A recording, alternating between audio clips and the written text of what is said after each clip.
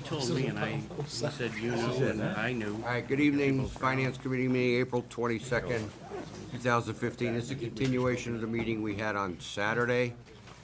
We're just trying to finish up articles tonight and move on to the budget next week.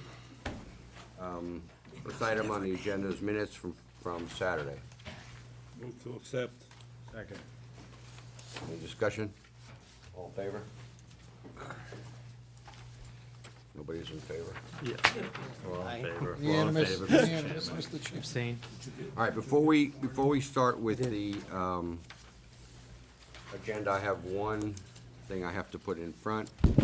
This is an emergency transfer that we discussed on Saturday for the senior center for $9,900 to fix the patio. When we sign this off, then they will pass over the article on the warrant. Move favorable, Mr. Chair. Second. Any discussion? All in favor? Opposed?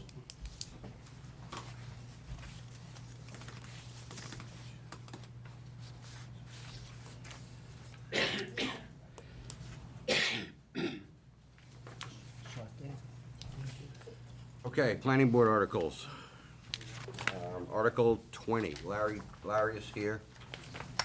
I asked, most of these articles, as we normally do, is we refer to sponsor, but I think it's important that we hear what they are, so we can at least discuss if necessary. All right, Article 20 is zoning bylaw parcels of land, okay, from RB Single Family Residential District or IB Highway Industrial District to CB Neighborhood Commercial District. With a bunch of assessors maps. Larry, if you don't mind. Yeah, this is the only zoning article that will hopefully eventually affect the budget. It rezones these. Positively or negatively? It'll encourage development in the area between the Maria's Restaurant and the Alamo Restaurant. It's been a mishmash of zoning. Most of it's residential. There's a piece of it that's actually IB industrial that's a remnant from years ago. So this rezones it all to commercial business. Both restaurants are in a position of potential expansion or renovation. So this will finally clean it up after years of odd-looking zoning patterns on the map that don't match what's on the ground. So the planning board last night were favorable or voted to send a favorable recommendation on it to town meeting. What's there now between those? There is residential between there, right? Well, Joe Chermigli's house is just west of Cornerstone Care Facility. So this would rezone Maria's Restaurant, the Cornerstone Care Facility, which is actually in a split zone, Chermigli's house, which is in a residential zone, the Alamo Restaurant, which the lot it sets on is actually industrial, and the house to the west of that, which is also part of that ownership, which is now residential. It'd make it all CB, commercial, it's consistent zoning district. It has setbacks that's consistent with the area, and a range of uses that are amenable to the things that they're potentially looking at doing. And so everybody there is grandfathered in, I assume, for whatever Well, change. they won't need to be grandfathered. Everything will be provided for in the CB zone. Even the residential use, as long as Joe keeps his house there, that's even provided for in the CB zoning district. So no nonconformities, everything would make sense finally after 70 years. Are there any negatives to a future purchase and sale of the home? No, in fact, this would benefit the sale. Well, I mean, not if he wants to keep it as residential. No, it won't affect it at all. It won't. No. Thank you. Sir? Just one question. The two properties that are residential now, if something were to occur that the buildings themselves had to be removed, could someone rebuild as a residential unit? Okay. That's what the CB zone, it's the only commercial zone that allows for that. That's fine. Thank you. Okay. Mr. Chairman. Sir? Larry, did any of the abutters or people in the area come to the planning board meeting and have any objections to? Nobody had any objections. Actually, Joe was there saying, took you long Go for enough. I don't know if anybody watched it last night, you stay up and watch it on TV. No, I DVR'd it, I'll watch it later. Yeah, so he was favored. Sure you did. Well, he might have, you never know. That's impressive, Mike. Any other discussion? Move, refer to sponsor, Mr. Chairman? This, is it, Mr. Chairman, do we have to, this is a money issue, isn't it? Is it? Well, it could be in the Yeah, If I may, in the past, anytime we've moved classifications, since the tax rate could be affected, we've always taken a position. Because now, if that house was eliminated and a commercial building went in, it would be under the new. Right. So it's not like just accepting a road. This does impact financially. I will withdraw my motion. So give me a new one. I recommend that we vote favorable on Article 20. second. Any other discussion? All in favor? Article 21. This one is on the farmer's market, so while it's not directly affecting the budget, I would hope you would support this one as well, where David had championed the farmer's market uses in town. The planning board and the farmer's market group have been working on trying to come up with an amendment that would allow for farmer's market in a limited way in certain residential zones. This allows it in the RA district, which amounts for about 10% of the town. It'd be by special permit with the planning board, and there are a set of standards that we worked with the farmer's market group on to try and make as much sense out of this as possible. It's still basically a commercial use in a residential area, but we felt that this went a long way to promote that, and within another year or so, we'd probably be able to see that take place. So, planning board, obviously, it's their article, and they supported it, but I would hope FinCom would too. This is at the Memorial School parking lot? Well, we don't know yet. That's the zoning amendment. Any would RA have to, number, any RA zone. provide for it a certain way. We Okay. had specific limitations in there so that the guy's house next to yours isn't gonna have a farmer's market on it. But if it's a large enough parcel and it meets these other criteria, then in theory, anywhere that meets that in a RA zone, it could happen. They were talking about either a Memorial School or a Stacy School on the town property there around Town Park. So they still haven't tied anything down yet for sure, and once they do, they'd have to come back through the special permit process anyway. Mr. Chairman? Larry, who would be the granting authority for the special permit? Planning board, Planning board? because they would have to do a site plan along with it. Because as much as this stuff is important, the actual site layout and configuration is too, and parking, and And on that special permit, it would stipulate the hours of operation. yes, and that even is one of the specific requirements in the laundry list of stuff Thank here. you. All quiet on the western front. It's time for a motion. So move, Mr. Chairman, refer. Second, Any other discussion? All in favor? Article 28. Article 28 is actually a selectman's article. That's Selectmen's article, actually. No, I can wait till the end, Jerry, if you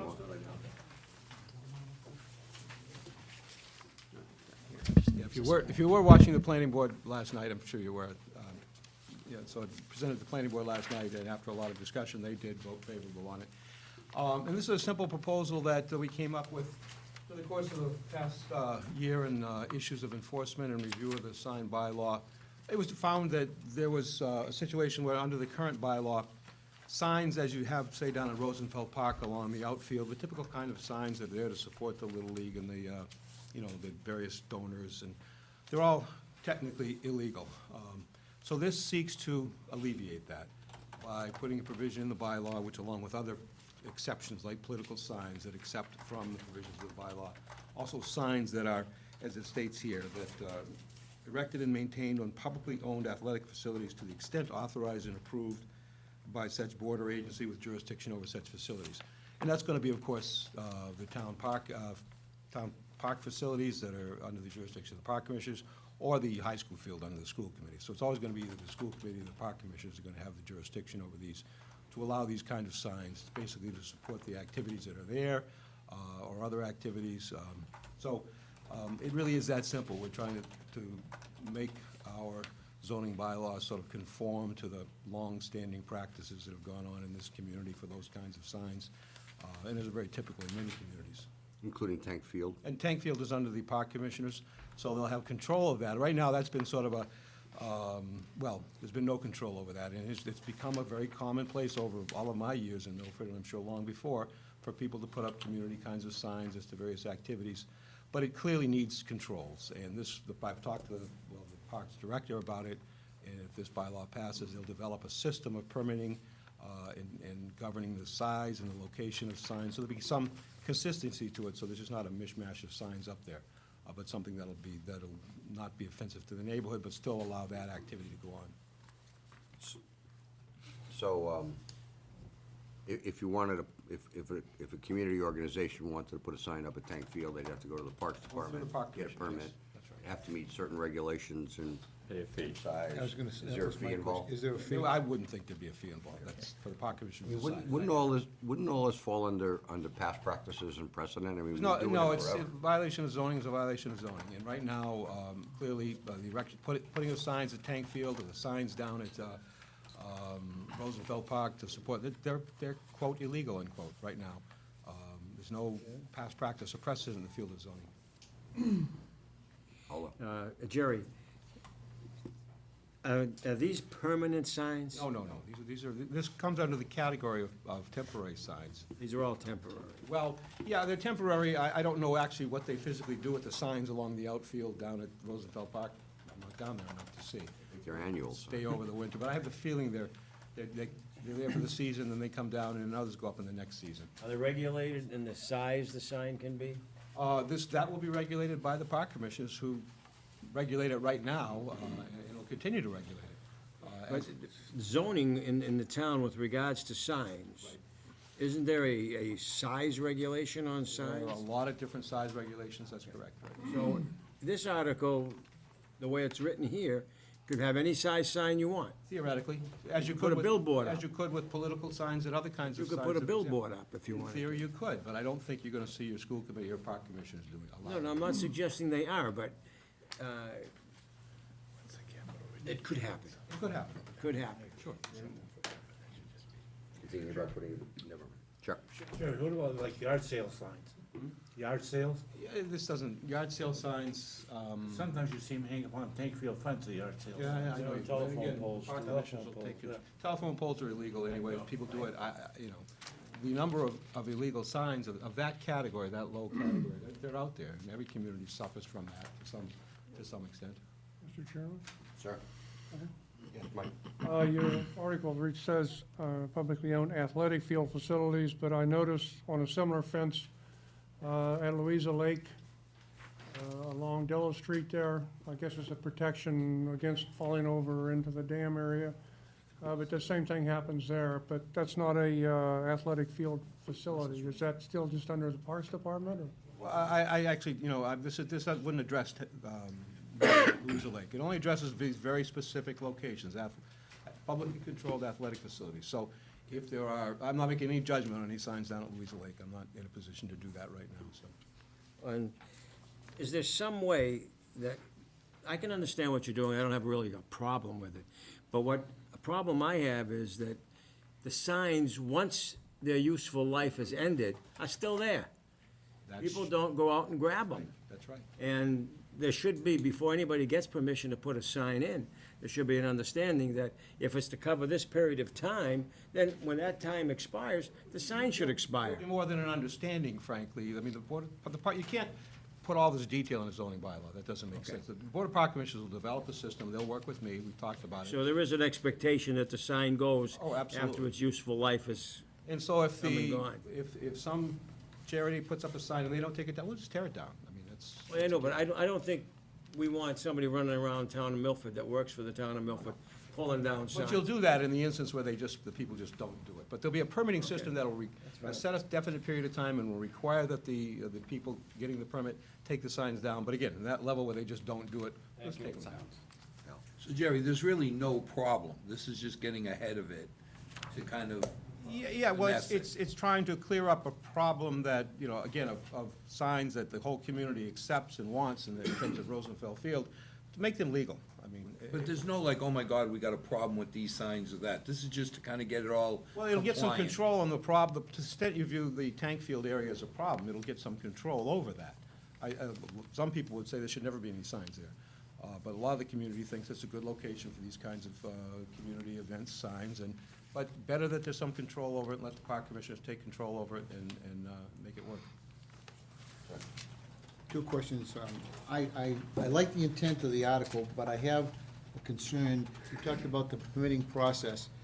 Shouldn't we put language in here to protect everyone involved, that the permitting process should be a non-fee type process? I mean, we don't have that today, and I don't want to get down the road somewhere where we implement a fee for the permitting process. Why couldn't we put language in there today to prohibit any charges for permitting? You could, I suppose, but I'm not sure the fear is that great. Again, you're dealing with elected school committee, elected park commissioners. I don't think they're looking to do anything like, these are gonna be, you know, signs, again, down at Rosenfeld Yeah, Field, yeah. they're gonna be signs for the benefit of these leagues, for the Little League, whatever they might be. Not looking to extract money. from that Rosenfeld situation. Field is a great segue into my next question, and that is, what's the definition of temporary? I think some of those signs at Rosenfeld have been there for years. Could be, that's up to the park commissioners. So is that to decide. temporary? They're temporary in the sense that they're only there with the permission of the park commissioners for whatever period of time they determine they should be there. So- What if that fence is filled with all the signs it can handle, and Mike wants to put a sign up, and mine's there the year before, and it's been there for 5 years? I mean, is that fair? Obviously, yours is coming down. Obviously. These are things that, these are all very good issues, but they're very difficult to regulate in a zoning bylaw. These are things that you've got to trust your elected officials to do the right thing. So those signs at Rosenfeld Field, even though there may not be a fee involved, there's a donation involved, That's- I I believe. So presume that's a that separate thing, the and that's for the park. I presume that's been the whole point of it all along, is that that's the way these various organizations raise money. Right. In cooperation with the Board of Park Commissioners, allowing these signs to go up. I presume that's the case. Sure, so if my donation's bigger than yours, Mr. DeVita, your I sign get the goes, my sign. sign goes in. Kevin, But one last thing, so, but, would you like to say one more thing? one more thing. To Mike's point, though, why wouldn't you expand the article to have it not only at athletic facilities, but any place that the town owns property that you'd put a sign? I think, you know, you could expand it, maybe in the future it can be expanded, I wouldn't try to do it through this article. This is just trying to be discreet and address some specific issues. Begin to expand it to all town-owned property. There's a lot of town-owned property out there, and that's gonna create a lot of legitimate concerns by on the part of a lot of people. This is only gonna allow the signs to continue where there's been an expectation that they would always be. You open it up to all town-owned property or broader categories of town-owned property, people are gonna have legitimate concerns. Okay, very good. As a refer to sponsor, Mr. Chairman, I move to refer to sponsor. Second. All in favor? Thanks, Chair. Article 29. Article 29 will provide for what's referred to as obstructions permitted in required yards. Basically, it would be for overhanging eaves and gutters and different stairs and porches and bay windows that really haven't ever been specifically addressed in our bylaw. Typically, setbacks are measured to building lines, and these overhangs or otherwise obstructions were never clearly defined as whether they're okay or not. Since, I think it was last year, we clarified some of the other language in the bylaw about specific definitions for yards and which ones are front yards and which ones are side yards. We felt now that we needed to clarify the language so that certain kinds of overhangs or bay windows can be projecting into that required setback without them being violations. So this is more of a housekeeping kind of thing in terms of trying to keep the bylaw in pace with reality. So again, grandfathered in, grandfathered in. I mean, if stuff already exists, it exists. Right, and this is, for the most part, gonna make it legal. There wouldn't be any grandfathering anymore. This would So- address it. It's mainly for new construction. Further sponsor, So- Mr. Chairman? Second. Any discussion? All in favor? All right, Article 33. Article 33 deals with individual lot drainage. Currently, the only real drainage plans are submitted with subdivision plans. You have the majority of house lots in town that were not created by subdivision, but were created by 81P or approval not required lots, or at least a sizable number of them. And the subdivision regulations and those drainage requirements don't apply.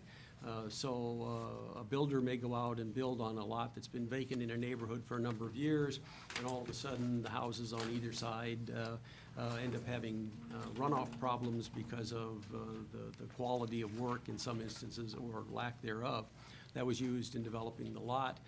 The house may be fine, but they didn't grade the lot property, or they didn't provide for drainage.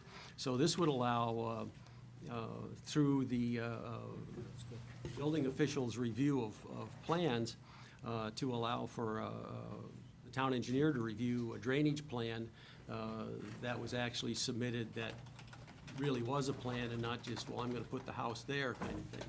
So this will give some protection for all of the neighbors in those individual lot situations.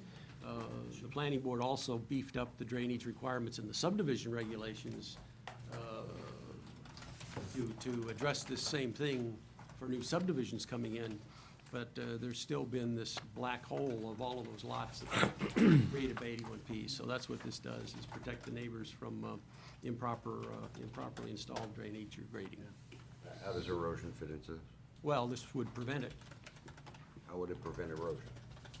by making them build it correctly, do the grading correctly, providing for downspouts not draining directly onto other property, providing proper drainage swales or under drains, or even leaching areas on the site, so it doesn't run onto your yard from the new house next door. Question, Mr. Chairman? Sir? I just one question, Larry. It says in here, create hazards to pedestrians or cause damage to any structure.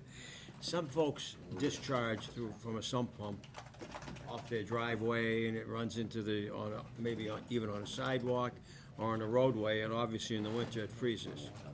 That's Is that a prohibition now? That's part of what this is getting at. It depends on the situation as to who's gonna come in and look at it. But in terms of how a site's being developed, the new house next to Mark's place, Absolutely. That's- This only that's where it would refers catch. to new construction?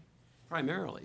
Or what But about? if somebody's remodeling something and changing the drainage and grading and landscaping on their property, then this could come into play. Right, But this- right now, it's very difficult for the town to protect the neighboring properties from poor development on one.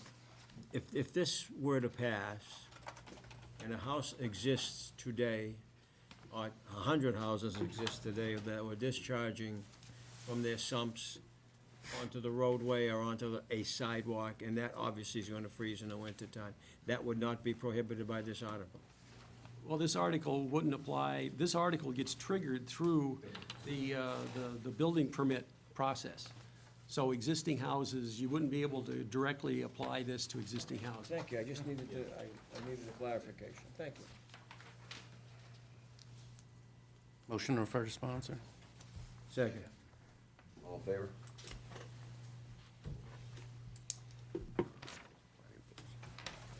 Article 34, Larry. Okay, Article 34 is definitely a housekeeping article. The current language dealing with certificate of compliance procedures left out a few words at the end of one sentence and almost an entire phrase at the beginning of the next sentence, and just decided to put them together, so it makes no sense. So we went back and added the language where it should have been and tweaked the rest of it so that it now reads to hopefully make sense in terms of the requirements for completion of plantings. When you're trying to get a certificate of occupancy, you might still be able to get a temporary certificate if your landscaping isn't done.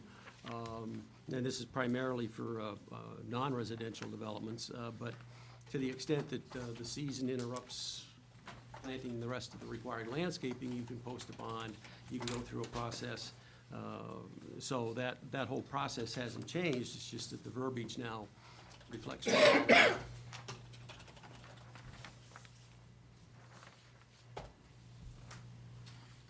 Motion to refer to sponsor? Second. All in favor? Opposed? Thanks, Larry. Thank you. All right, before we move on to Article 26, for those who weren't here, last couple of meetings, we have two new members. It's Mike Soers on the end and Jeff Nero next to Mike. Have you met everybody so far? Almost everybody. Who haven't you met? Point them out. Michael and Mike. Now we got 3 mics, we got a quorum. That's it. Mike Square, It's Wednesday. Daryl. Just you have to remember who's Mike Square. No, and it's Mike Q. appropriate, it's Wednesday also. There you go. All right, Article 26. Good evening, Briefly- everybody. We briefly spoke about this over the weekend, and we asked Zach to come in and do a little discussion for us. So, Article 26 is gonna establish a municipal finance department. The main scope of it would be to create a finance director position, which would be the expansion of the town accountant, which is myself. It would also, this article would also abolish the current elected collector and create that as the first appointed collector as well. And at the same time, not so much the nature of the article, but we would take this opportunity to restructure the finance departments to incorporate a benefits coordinator and kind of shift around some of the positions that we have now to, in the spirit of efficiency and effectiveness. I distributed a memo to everyone that I presented to the selectmen about 2 months ago. I worked very closely with Town Council Moody and Town Administrator Valani on it. And it kind of highlights most of the points of why we want to do this, why it's necessary, how our audit team had recommended this in the last management letter. And it also visually shows the structure of the existing department and where we want to take it. Everybody got this, I sent it out. Is that the old chart? Yep. I guess everybody did. Yeah, I guess, Good. yeah, Zach, could you, I have the org chart here, but could you just, verbally kind of describe the reporting and who's gonna be reporting to this new finance director? Sure. What is your team? Would you like me to first by stating what the existing structure is? And The other page, Phil. would you like me to? No, just go with the new structure. I think I have a good sense on the existing structure. All right, good, all right. So basically, I would serve as the finance director and would also take control of the town accountant's functions and department as well. I would report to the town administrator, who would then report to the selectmen. The position would also serve, the position of finance director would also serve as ex officio to the contributory retirement system, which I currently stand as ex officio member at this time right now. I would also continue to work closely with the finance committee, and it would be kind of a back and forth of different duties, powers, and whatnot, and information. Beneath myself would be my existing department of town accountant, which is made up of an assistant, which is Article 2, and would at this point be 1 clerk if this goes through with the reorganization. And that clerk's really in charge of accounts payable and payroll. So the clerk would be a new position, Zach? Not under accounting.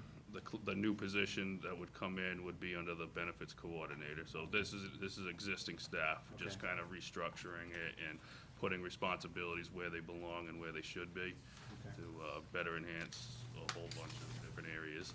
So right now, we have a temporary treasurer. So this also presented a unique opportunity to restructure the entire financial department, where quite a few of the duties of the treasurer will now be pulled off and properly classified into a benefits coordinator, which would be the largest component, health insurance, which is the second largest budget in town at about $11 million. And we also have around 12 different deductions that all would be managed through this benefits coordinator, all sorts of new initiatives such as retirement conversion, confidentiality enhancement, and whatnot. But underneath the existing treasurer would remain the assistant treasurer, which is also in Article 2. And currently, there's 3 other union positions right now. So what we would be doing would be placing 3 employees in each respective department and shifting the duties appropriately to each. Yeah, Zach, so the tax collector would now report to the new finance director position? Correct. Okay, and the tax collector was previously an elected, the treasurer was a previously elected position, but that has become an appointed position? Correct. But That was would in be the new then? October 2013 special town meeting. Yep. Okay, so the treasurer and the tax collector would be reporting to the finance director? Correct. Okay. And in terms of potential new, without going position by position, Zach, what new positions are needed to fulfill this org chart? Ultimately, what would happen as an added position would be 1 additional position, which would be a union, Massachusetts, Milford clerical position. So the existing staff we have would just be restructured, but we would need 1 additional So body. you'd have someone to do the benefits HR position? Correct. In your existing staff?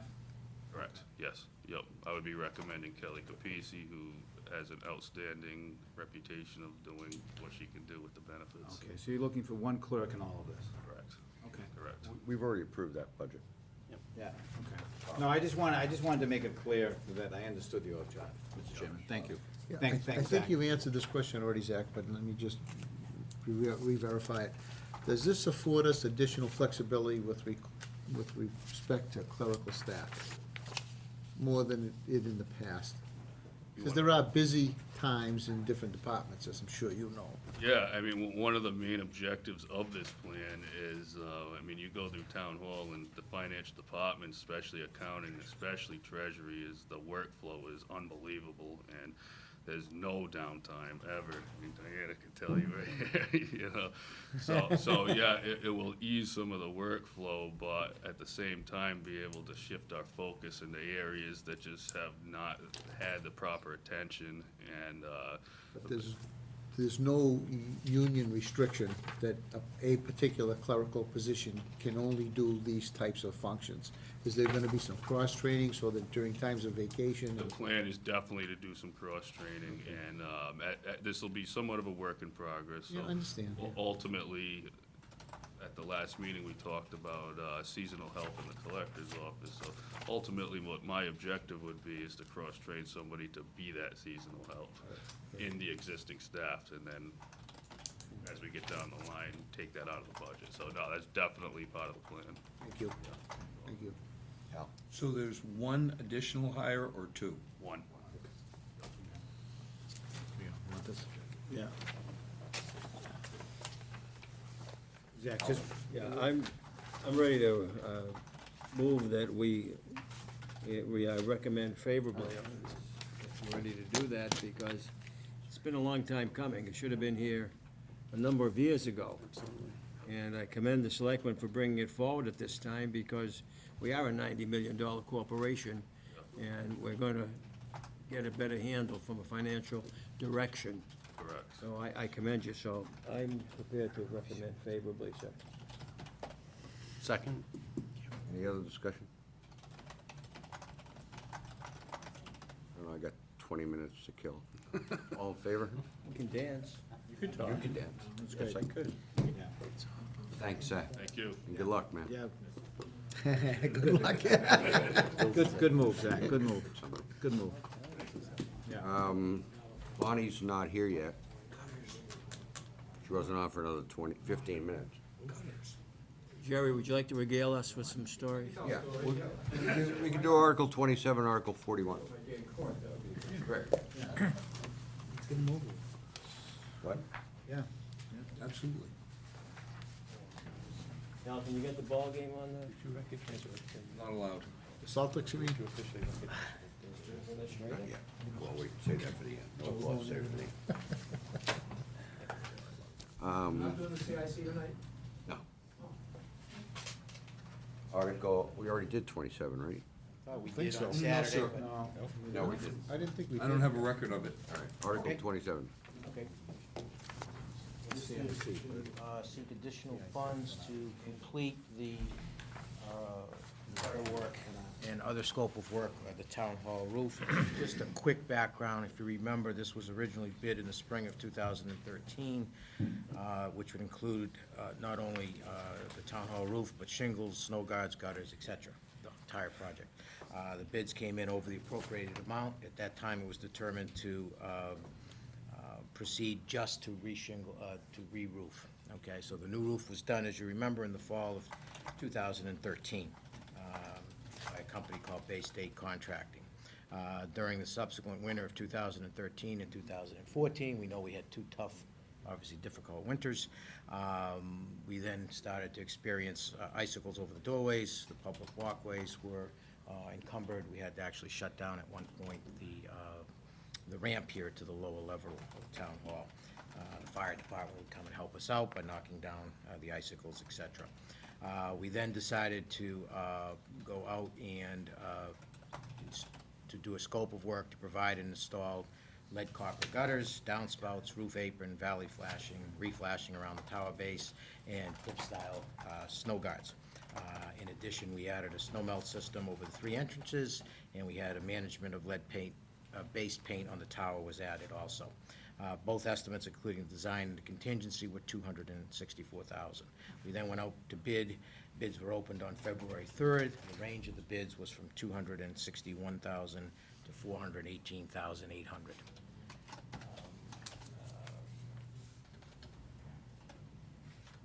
So basically what we're looking to do here, the cost of the design and the construction administration, including some of the lead-based paint sampling, was approximately $11,000. Leaves a sum of $254,000 from the original appropriation. What we're looking to do is award the contract, including a 10% construction contingency. We estimate we'll need an additional $33,100 to award that contract and carry a reasonable contingency. We do have a bid from a roofing company that we are now holding, subject to our securing the appropriation. So that's kind of where we're at. Kind of a convoluted process. The work really needs to be done. If any of you have been to Town Hall over this past winter, you saw some of the difficulties we did have. We believe this will alleviate those problems, hopefully not another winter like last year, but for the normal type winter, we should be in good shape.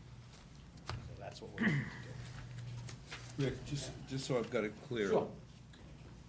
We had money to do the project, but it was not sufficient.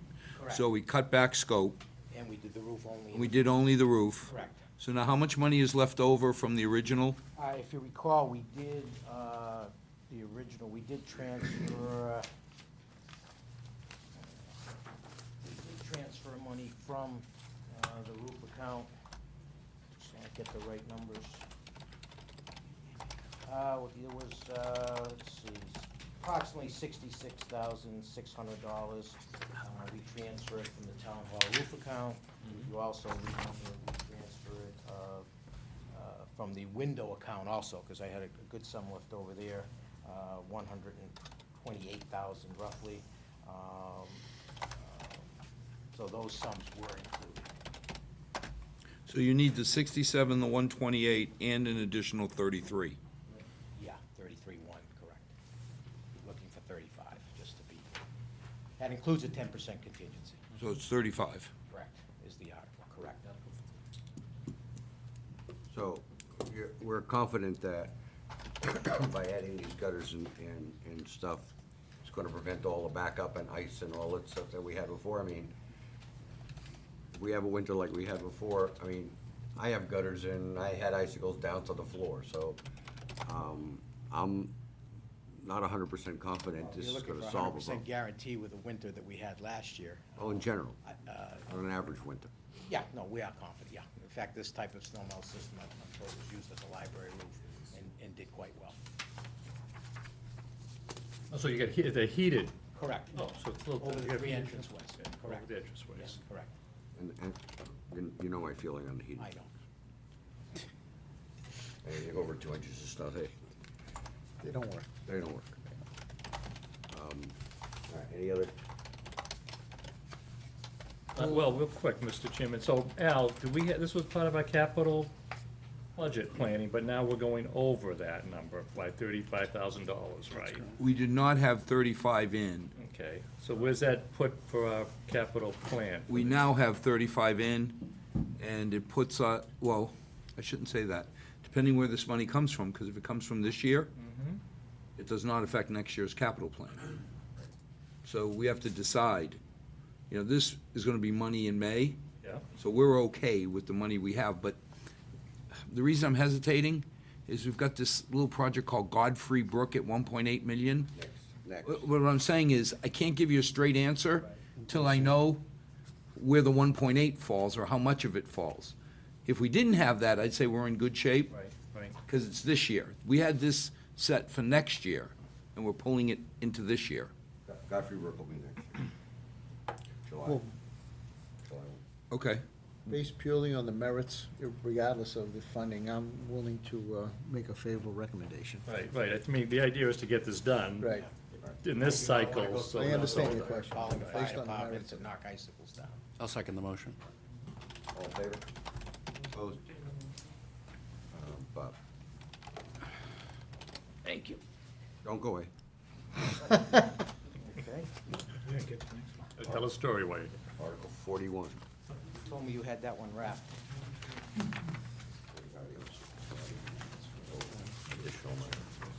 Article 41, town vote to accept the revision of clause 54 of section 5, chapter 59 of general laws, and exempt 1,000 of fair cash value on personal property accounts to be taxed for fiscal year 2016 and thereafter, or take any other action. And I know Joyce has some information on this. No, I did, just reading it, I believe that that's fixed assets that businesses own. So the assessors would go in, check the fixed assets that they have, other than, I believe, manufacturing equipment, which is exempt. So that's what I think this is in relation to. It'd be like computers, fax machines, maybe some testing equipment, other than anything in manufacturing. Okay, so you just back up 1 second. You said that the tax collector, The assessor. the assessor would go into every business and assess all the personal property that they have, that's, Yeah, if they didn't have it, because when, excuse me, when I was part, when we did have our company located in Milford, I remember doing a schedule, and it was fixed assets, just basically computers and Every stuff like business that. has to fill out a form. so everybody has to report fixed assets. Right, they have to Pieces, report fixed assets. Desks, furniture, computer equipment, But only to a value of $1,000? No, exceeding No, no, 1,000. no. No, Over it would be everything. Exceeding 1,000. They would exempt the first 1,000. Exempt the first 1,000. Yes. Small business that they Can we gotta. do that today? Mr. Moody?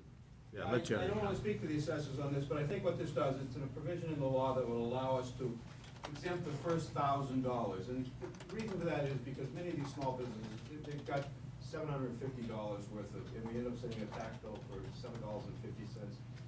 It's not worth the collection efforts, is part of the thinking on it. So really, for all small businesses, the ones that will benefit, that now do get a personal property tax bill, their first $1,000 will be exempt. Therefore, some probably won't get a personal property tax bill. But, you know, the larger personal property taxpayers that pay, you know, on hundreds of thousands Makes of dollars. sense. Yeah. Makes won't be sense. adversely affected. So it's really for the benefit of the small business owners. Yeah, Jerry, and again, it's just to be clear, it's the first 1,000 only. It's not items under 1,000. No, it's the first 1,000. If I get Okay. 10,000 personal property tax, I'll pay the tax on 9,000. Okay, all right. So, do we have any idea what the total impact, budget impact would be? Any guess, Can't be, it can't be, Mr. Director? it can't be much. From what the discussions I've had, it'd be very small. They're very small. Let's see, very small. It's different to a lot of people. $90,000, 100 million? What order of magnitude are we talking about? But we're probably talking in the low thousands,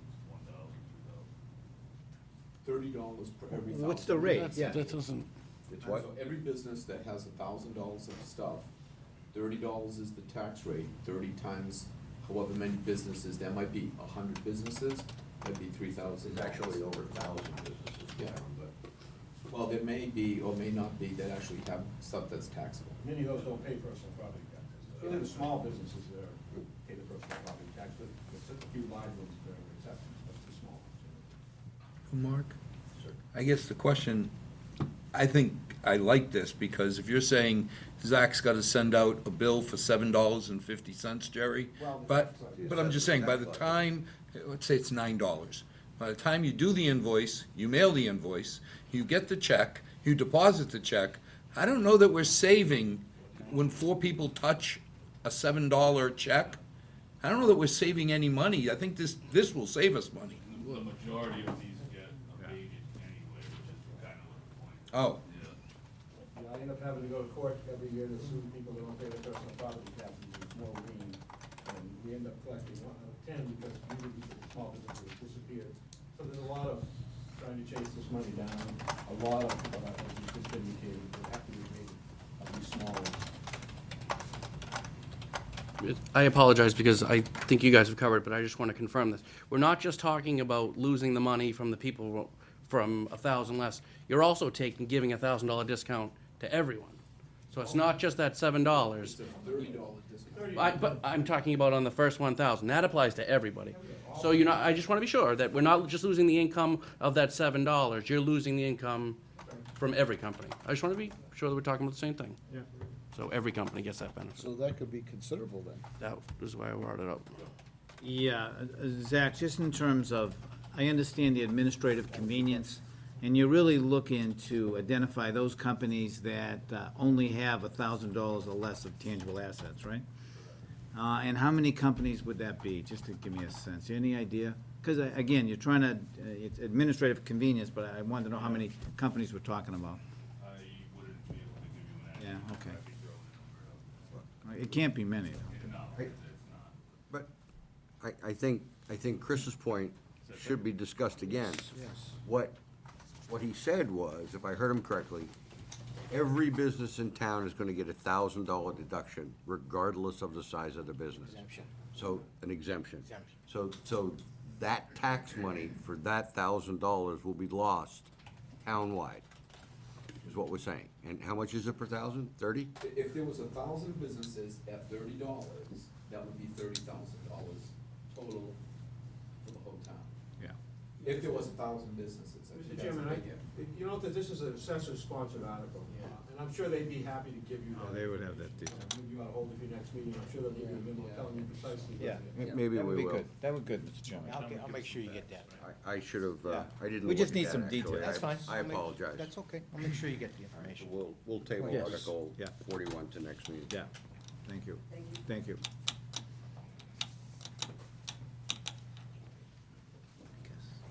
Oh, that's a good pickup on Chris's Yeah, part.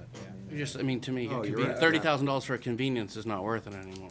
$300 for a convenience. Well, no, but what you're saying makes sense. If you just said, if you own less than $1,000, Right. go with it. Now, Small business. see, to me, that makes sense. Right, right. But to give everybody a free ride for the first, That's right. We're gonna give a presentation this month on it. D&L Associates. All right, everybody, Everyone shift to the left. Yeah, you have to. everybody shift right, 8 bits. What happened? That's a software term, you know, when you do programming. Excuse me. Binary code. Taking a break? They're doing a presentation. I'll teach you to sit on the left side. You know, Chris, when I left here, he was first talking about that, I thought everything for all companies. Yeah. They were setting scope at $1,000. Yeah. Yeah, Phil. So didn't I. Whenever you're smoking, pass it. Yeah, well, that's why I said, hey, at least it's the first 1,000, but even then. Tonight or next one? Not tonight. Next meeting. Okay, good. Okay, I'm ready. I apologize. What do you have tonight? Oh, look at this. Yeah, 36. Free Brook?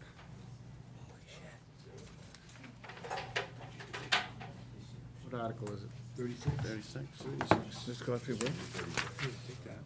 I'm Keeping it, use that if I get in trouble, I scribble paper. Okay. You do a nice job with this, I'll be, but we He gotta pay does, he you. really does. We gotta pay you for this. You do.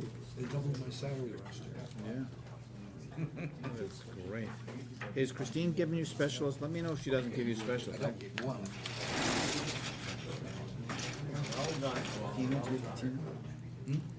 Try to do my best. OBGYN, there's two, there's Brendan, there's. Zylstra? Guys are on the air, you know. Guys are on the air. Is this the Godfrey Brook article? Bonnie, is this the Godfrey Brook article? It is, Article 36. Hi, Ronnie. Hi, Is, sorry about this. well, we're a little early, but Delay here because, Paul was being super conscientious and I had everything all set up to go and he moved it because he didn't know it was for the meetings. is Scott coming, or, you know? Scott is coming. Could I ask somebody to get that down for me? You need a tall person. I need A tall person. taller person than me. Taller person. Whoa. I had to go to the toes. Celtics need a little help. When I was younger. Yeah, do you wanna wait for Scott? Might as well start, if you don't mind. I'll just get it set up, that's all. We are running a couple minutes ahead of schedule.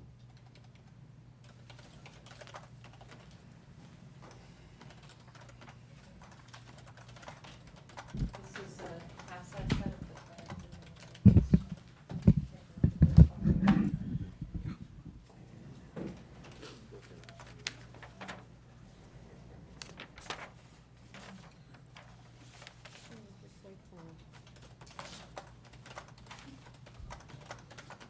Westbrook to Commerce Terrace.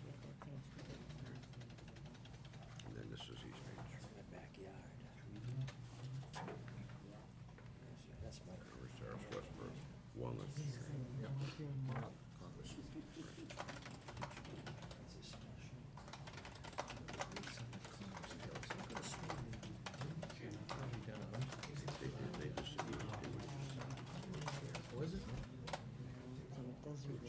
Stays nice and green.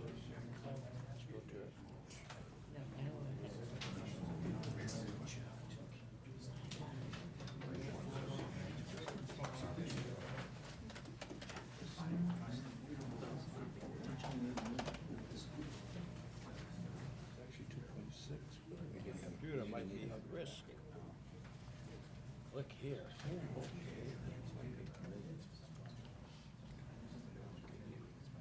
Yeah, but you know, it's been cheaper to pay the 200.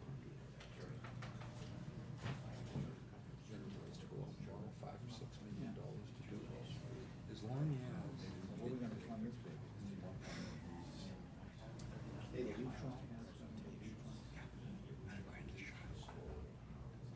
$100,000 a shot. That's that mapping, the 300,000, it's $100,000 a year.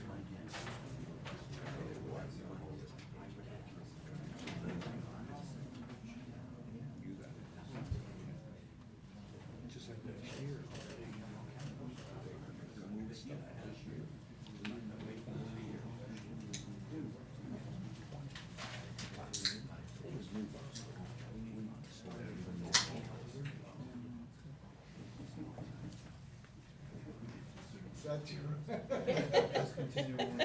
Yes, seltzer water.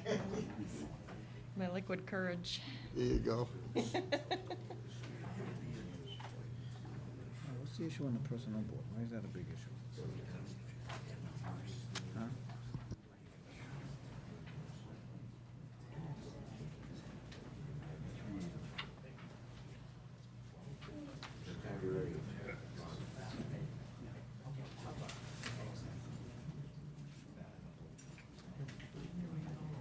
No, you're not in my way at all. No. Okay, thank you for having me back to talk about Godfrey Brook again. As you know, this is a project that's very important to the town and that we've been trying to move it forward. And we've had a couple of hiccups regarding design and also the costs of the project itself. So We bid this project in the spring. It's fully designed, fully permitted. We bid it, and now we have construction bids in hand. The bids came in a little bit higher than what we expected to see. But this construction bid on this table is based on the low bid from the bids that we opened. We had 10 bids. There was quite a range, and the low was $2.72 million just for the construction. So if we add a 10% contingency onto that, and then $100,000 for construction services, that brings us up to about $2.6 million to complete this project. And this is for both parts of the brook, the Congress Terrace part and the Main Street part.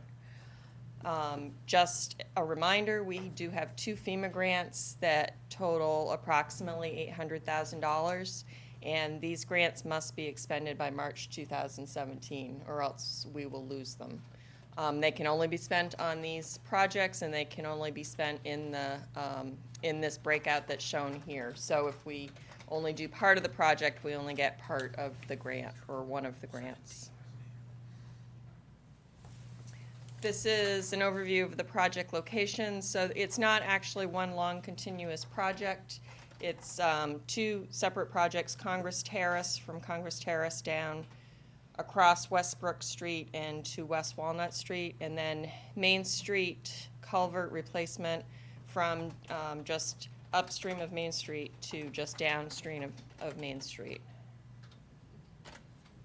The Main Street culvert replacement is a replacement of 2 existing box culverts, 6 by 3 by 195 linear feet, and I have we'll see some pictures in a minute. We're going to replace those with 2 box culverts, 9 by 4 and 235 linear feet. We're actually increasing the length of the culvert to help one of the abutters out, so that they currently have stream in their yard now. It'll actually be buried for an extra 40 feet. So they'll gain a little bit of backyard. All of the designs that we've done, both Congress Terrace and Main Street, are because the existing culverts and the existing channel can only accommodate about the 10-year storm. After the 10-year storm, it overtops. And based on the FEMA requirements to get the grant, these new culverts will handle up to a 25-year storm, which is actually pretty good. It doesn't sound like a big jump, but it really is in terms of volume of water.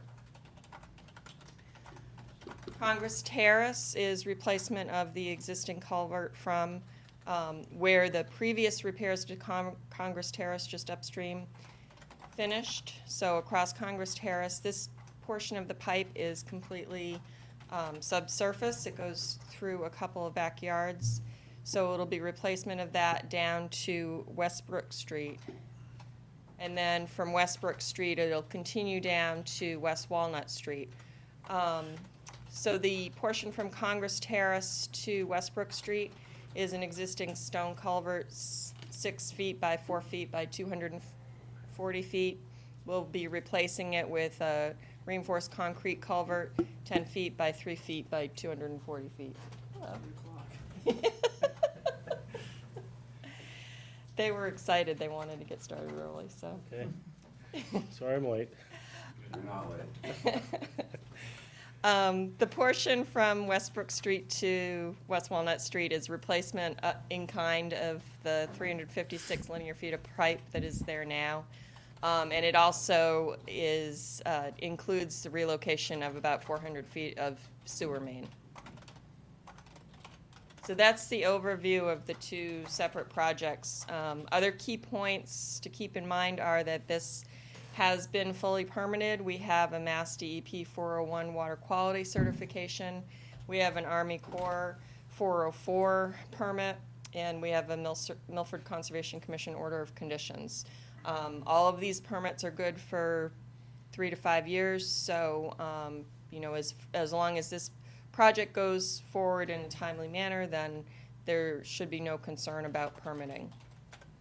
Also, there are some easements involved in the project. We have a right of entry for 16 of the properties. All of the properties on the Congress Terrace project gave us right of entries. We have 3 properties on the Main Street project where we will have to do takings.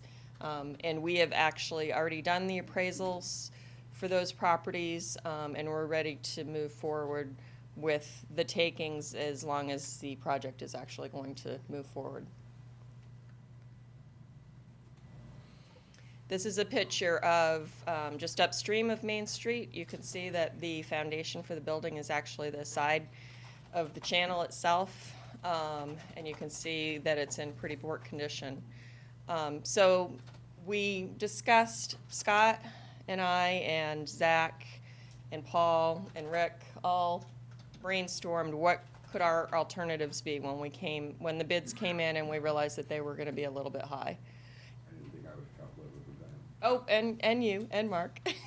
Bonnie, can I just ask, you said we have 16 easements, and we have to go forward and get some? Rights of entry. Rights of entry. That means they can go For the fix it. slow people here like me, what is the difference between right of entry and an easement? The right of entry means they've given us the right to go onto the property to do the work, period. We don't have an easement, though. We're not buying the property, Oh, okay. we're not. To go in, Right, they're easy leaving. for right, Then they're exchange. leaving. Okay, Yeah. and now, you said we have to do some others we didn't get? They did not give us a right of entry, so we'll have to do a taking for those. So then we had to get the property appraised so that we could offer fair value for the property. No, I understand eminent domain, I guess I'm not understanding. We have to pay somebody to save their house? Taking the house. Or you're running a pipe through, or you're fixing it? They own the property technically, so if they do not want to give us a right of entry, then yes, we have, but we will be taking it, so it will become the town's property. Oh, okay, so when you say taking it, we're gonna own You it, could take that. It'll become our property. and that's all in this bid? Yeah, The appraisal amounts are in the bid. yes. Okay. Does that add to the delay at all? To the start? It to a should start not, because that is in motion. We have the appraisals, I mean, Jerry could probably, Jerry, go, he left.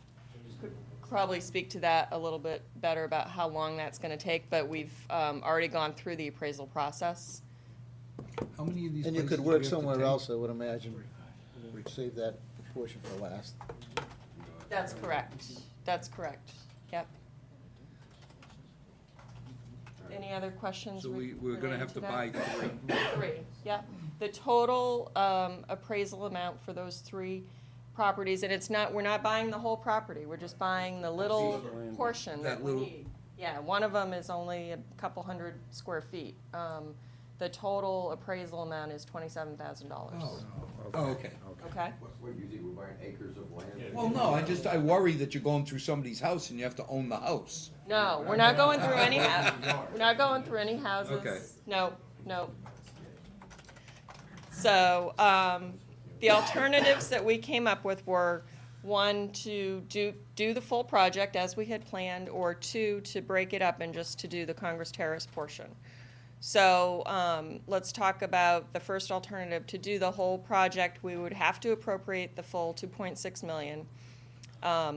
We would receive reimbursement from FEMA for $800,000, and the way that would work is, as the contractor invoices came in and we paid them, we would submit them to FEMA, we'd get 75% of that back. So it would be a rolling reimbursement on the project. And then, so then the overall project cost to the town, and this includes that 10% contingency, would be $1.8 million. So if we don't use that contingency, it would be less. That money would go back to the town. The advantages of doing it this way are the economy of scale. Obviously, we have a known bid price in hand, and the entire project could probably be completed by mid next year, which would be great. It's within the permitting timeline, it's within FEMA's grant timeline, so that is a definite advantage.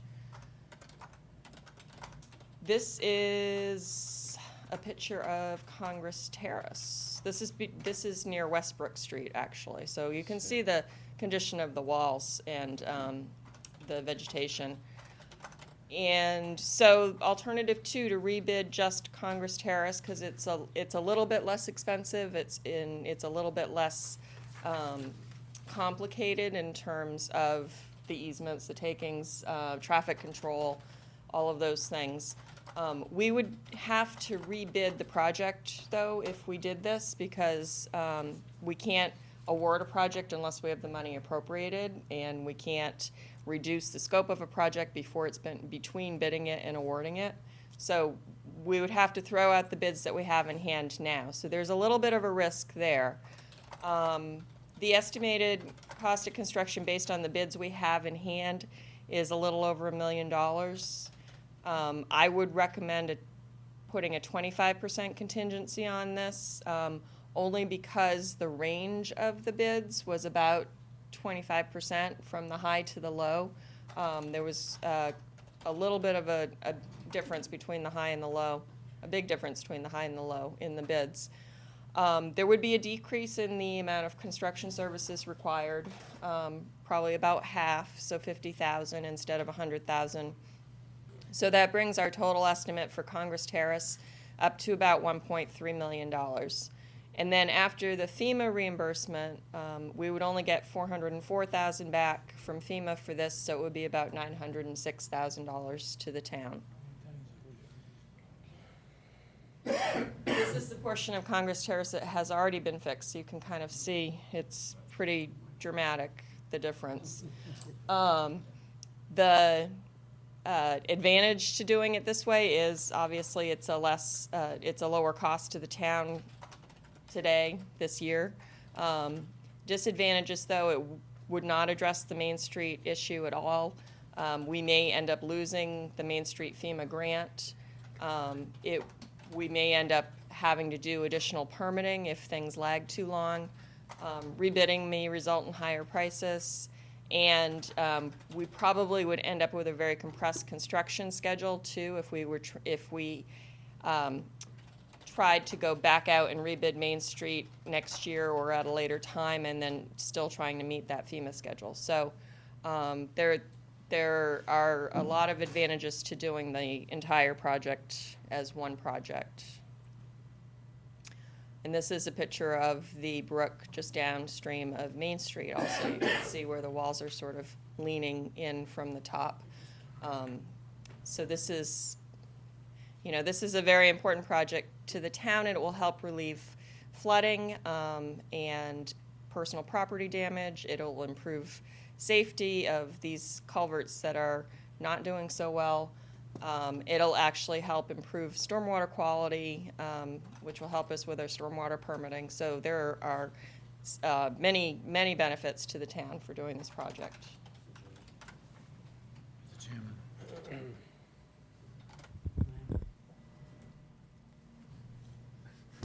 Just a couple of questions. Okay. Before everybody jumps in. If in fact we do all of this and it fixes it, the fix works well, how will this affect the floodplain zone that some of these houses are in? Would it have any effect on the floodplain zone?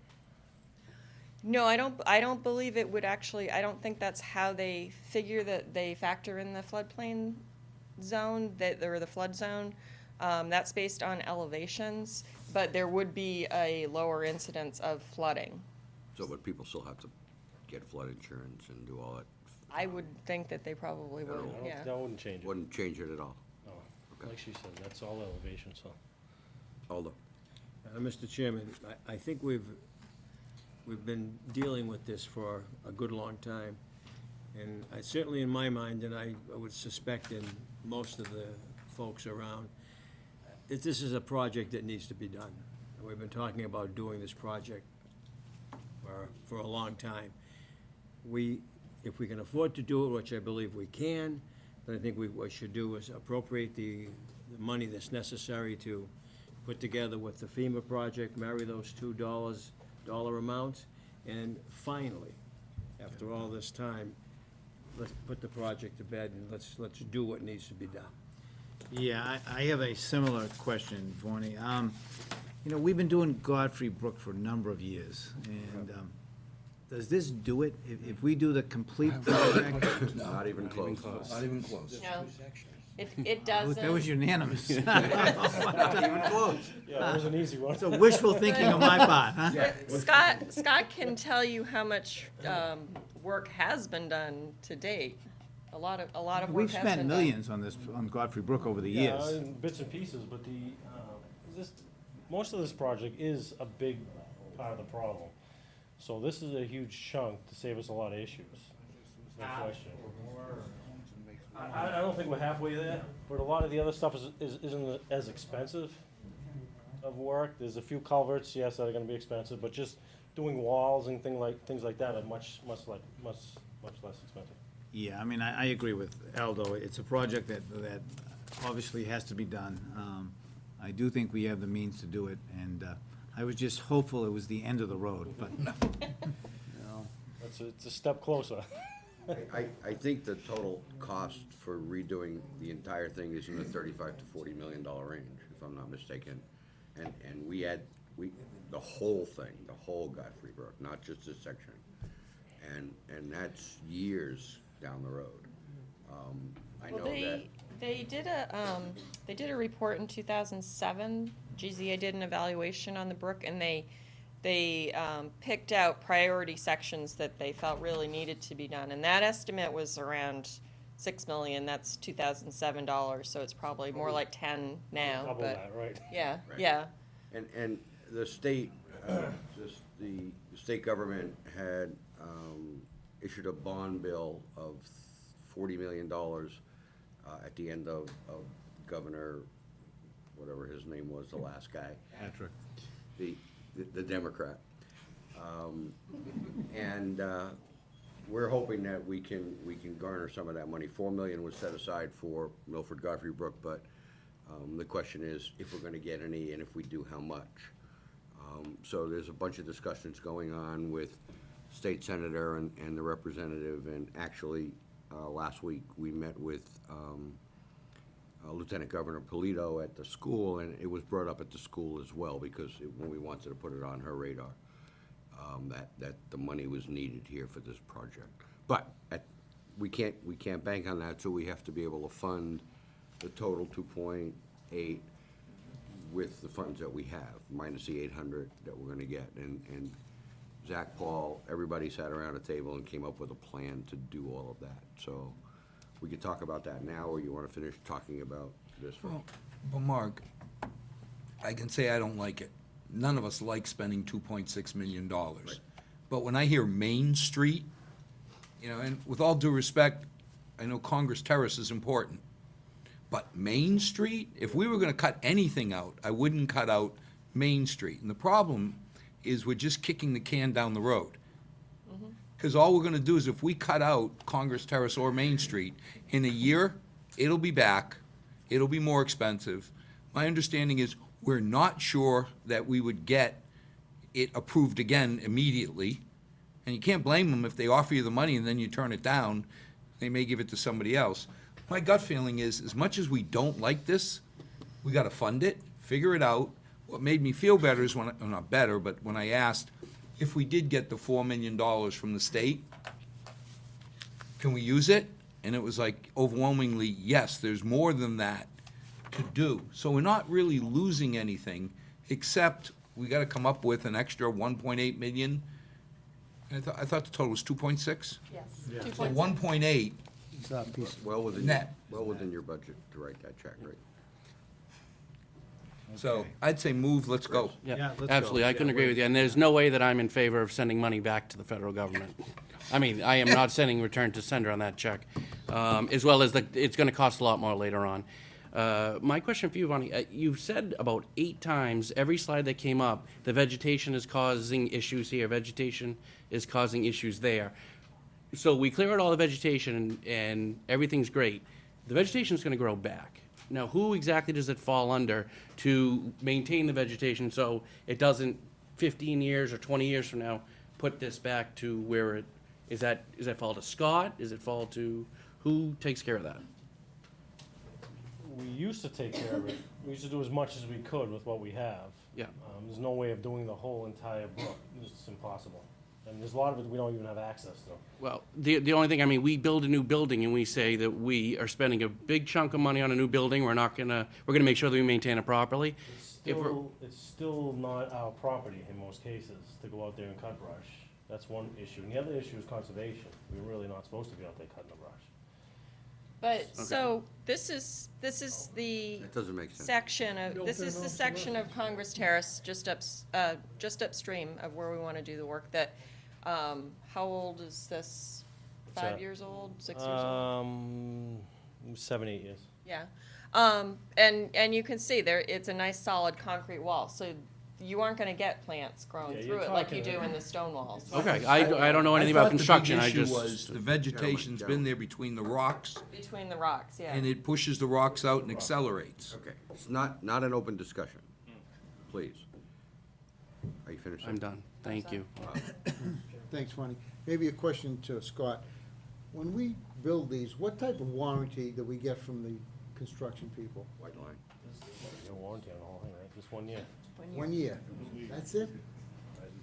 Same as your toaster. Really, is that pretty standard in the industry? Yes. I'm surprised. Mike, One other question. I'm sorry. Ronnie, if you wouldn't mind, would you go back to maybe your second slide or third slide that shows the area of Main Street? Yes. That one? Now, to the far left-hand side, you'll see where it appears as if what I believe to be the O'Brien Brook coming into that intersection, for want of a better term.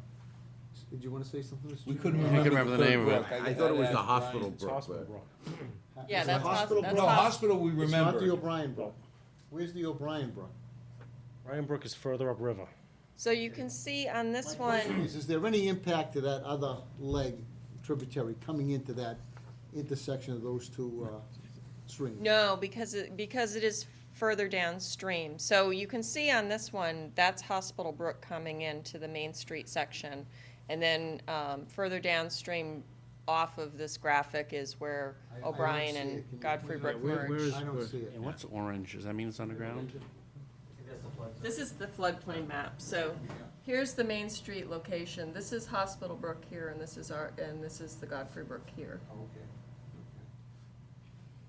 So we are gonna go back somewhat to on the hospital. So Brook. so there are The scale there are is- transition pieces upstream and downstream of where we're doing the actual culvert repair, and that's what you see on that little U-shaped section. Because the Hospital. Godfrey Brook takes another 90-degree turn, maybe 50 feet from there.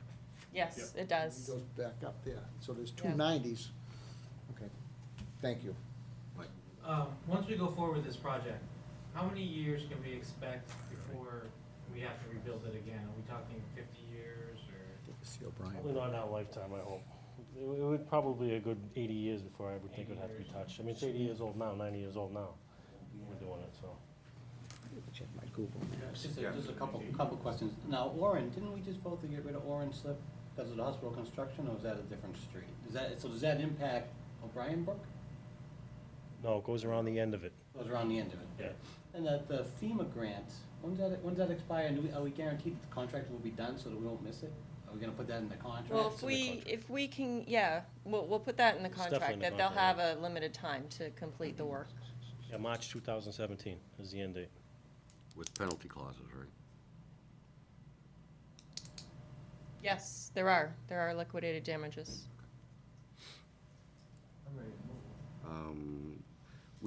Before we do that, we did sit around and come up with a very good, I think, financing plan, which we'll talk about next week. So you just have to, if you want to talk about it now, we can, if you want to vote on this, but trust me that we came up with the right move to make it all work. And like I said, or as I said earlier, if we get any money off this bond bill, it will just make life a little bit easier. Chairman, I'd like to move favorably on this article. I'll second. Any other discussion? I mean, I know there are houses on Congress Terrace that the backyards are You sinking. have to do this, bro. it just has to be done. You gotta do it. It's just a question of when. do it. Opposed? Abstentions? Okay, I'm pa- 4, maybe. thank you. Thanks, Bonnie. Thank you very much. Thank you. Thanks, Scott.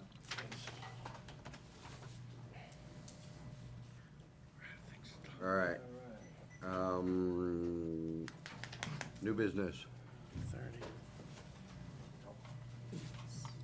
Vernon Grove Cemetery wants to talk about the issue that we had with Church Street Cemetery, and they've come up with a proposal to.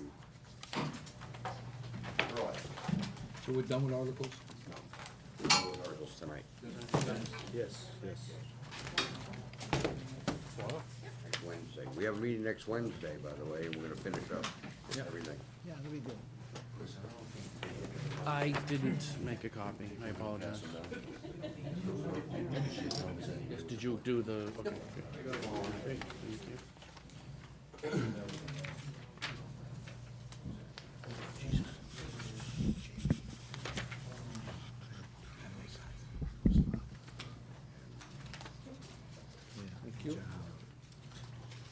Jamie, how are you? Good evening. How's everyone doing? Good. Okay, what's up? Been kind of crazy lately, yeah. What you see in front of you is a plan we've talked about in the past. Basically, I talked with our subcommittee, Mr. Moran, and we decided this might be the time to move on it. What it basically does is takes over the maintenance of North Purchase Cemetery with our workers from Vernon Grove Cemetery. Basically, so cemetery workers will be taking care of the cemeteries to alleviate some of the work from the park department. I know with all the bike paths and everything else they got going now, to go up there and take care of that acreage, to be honest with you, it doesn't fall under their scope of work anyway, in our opinion. Our guys are used to taking care of cemeteries. We've got the equipment. Basically, we can take over the mowing, oversee the burial operations, do the leaf removal in the fall. And if this plan is accepted, we are gonna be going forward for a new 1-ton, because the one that was given to us by Foster Forbes is finally, or Enron at the time, I should say, has finally had it. But that'll be a fall idea, and we will take care of the plowing of it, as we do now the Vernon Grove Cemetery. Basically, what you see is, if you remember a few years back, when we went from 40 hours a week for 40 weeks a year, to keep everything within budget, we dropped them down to 35 hours a week, full-timers I'm talking now, to 35 hours a week to 52 weeks a year, so that way they didn't get laid off. That way we could take care of the place in the winter burials. We didn't have to pay overtime for guys to come in. Saved a lot of work of laying off and with all the insurance problems. So we scaled it back 5 hours a week. If you backfeed those 5 hours a week, it gives us 10 more man-hours a week, which is sufficient to take care of, including the leaf season and all that, the North Purchase Cemetery. It's minimal money. I mean, not that anything's minimal, but I believe the park department gets a stipend as it is for X amount of dollars to take care of it. 5,000. 5,000. This is 10,000, and this includes the plowing and everything else. The only thing we have to look at down the line, which we could probably take out of our budget and go for the town meeting in the fall, is we need a better trailer to move our equipment up to there to mow it. That would be about all we're looking at for equipment to increase. As you can see on the back 2 pages, I put 2 budgets, the proposed budgets for 2016. The first one, I just put the total budget sheets on there. That would be the total budget with the North Purchase Cemetery, and the second sheet is the total budget as is now without the North Purchase Cemetery.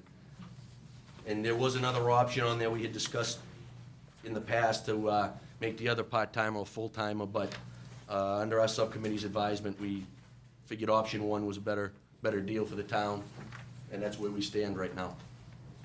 Mr. Chairman, I think all of you remember the situation we obviously had at North Purchase Cemetery with the trees and everything, and I think it was an agreement on this whole committee that that is an issue that, as a town, we can't let that happen.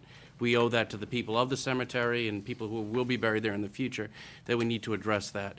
And I think once that $5,000 from the parks is deducted from their budget, $5,700 extra dollars from this town, we can take care of part of our town and do it right.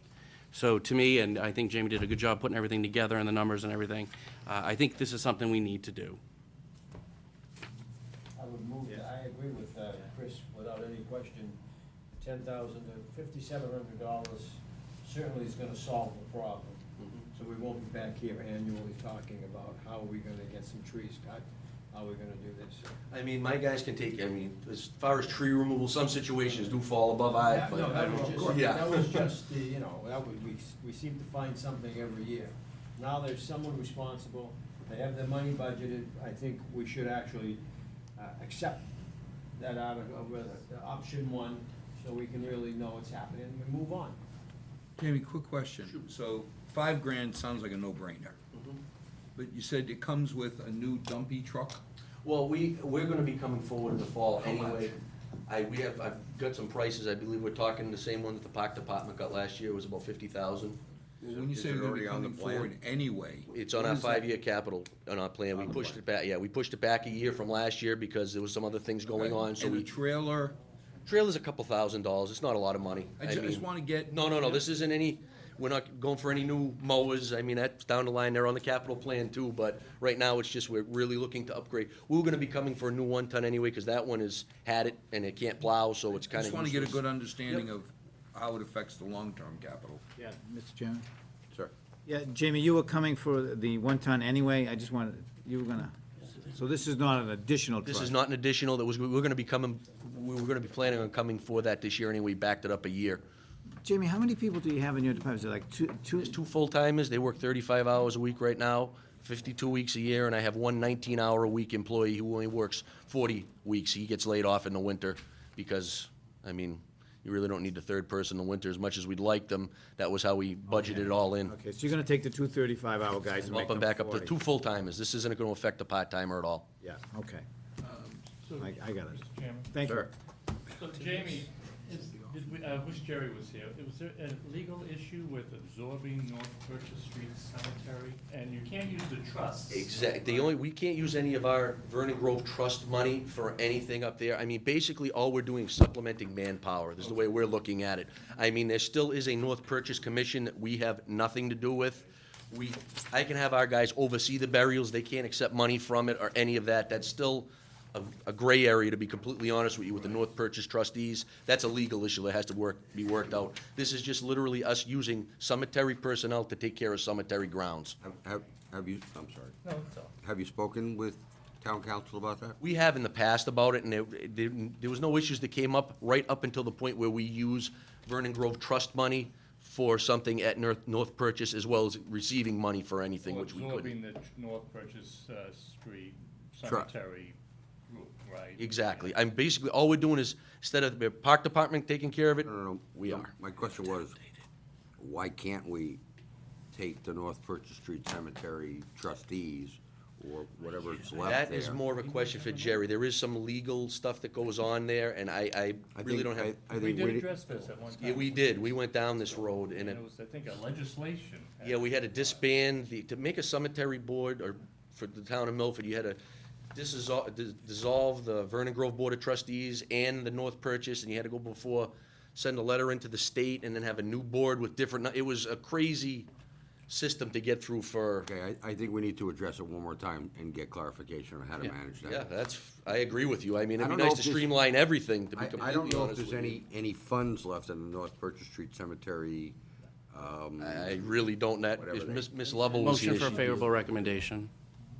I'll second. They said they had spent it all, Joe. Any other discussion? Could have a better factory. All in favor? Awesome.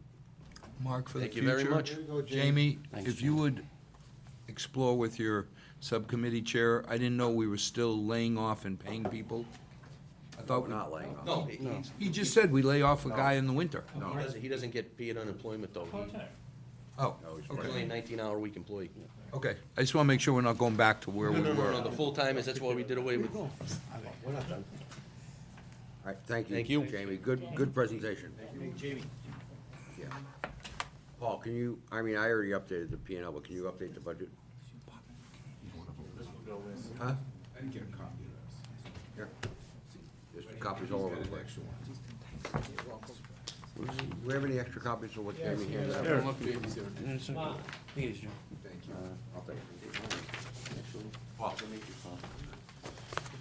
Oh, well, that. No, I think it's good. Okay, I had a couple things that I wanted to go over briefly. In this month's State Magazine, there were a couple of issues that I want to talk about. First thing is that the Attorney General updated the open meeting law guide, and I think, Paul, if you could find out if we can get copies or download or something for the new guide. There are some new regulations in here that pertain to this committee, including when people are traveling and/or calling in to a meeting, and there's a way to do that now, I think, as a voting member. But I'm not sure, we need to get the new law and figure it out. And there was one other thing in here. Oh, remember, we talked about snow and ice deficit, and the legislature is still working on that, and it supports deferring or extending the snow and ice deficit for another year. So we'll look at that as well, because snow and ice is, as we learned last week, 820,000 as of last week. I don't know, what is it now? Yeah. You sure? Hasn't snowed much. So I think those are a couple of issues that we ought to look at. The other thing is, you all got an email today about the school budget. The school budget is not approved as sent out. We have another subcommittee meeting with the school committee on Monday night to finalize that budget once and for all. Paul and Zach put together a P&L based on existing numbers and projected budget numbers, and in that budget was a number for the school department. With that number and the addition of the Purchase Street Cemetery to the Vernon Grove, we're $255,377 approximately in a negative to balance the budget. So we have a little bit of work to do between now and next week, or after next week, and come up with a balanced budget for town meeting. And there's ways to do it. We can manage it. It's just that we have to finish with Article 4. The only other thing I had was subcommittee assignments. Last Saturday, when you were in here, Mike, you were volunteered for the I saw that. You win. the sewer subcommittee. And that was it. You lucked out. I forgot who we put on capital planning. Do we put somebody on capital? No, I was gonna say, can I have Mike for capital planning? You can have Mike for capital planning. Gonna play every name later or bonus money? Okay, Take him Jeff, for a future draft pick. we put you on youth center, building committee, and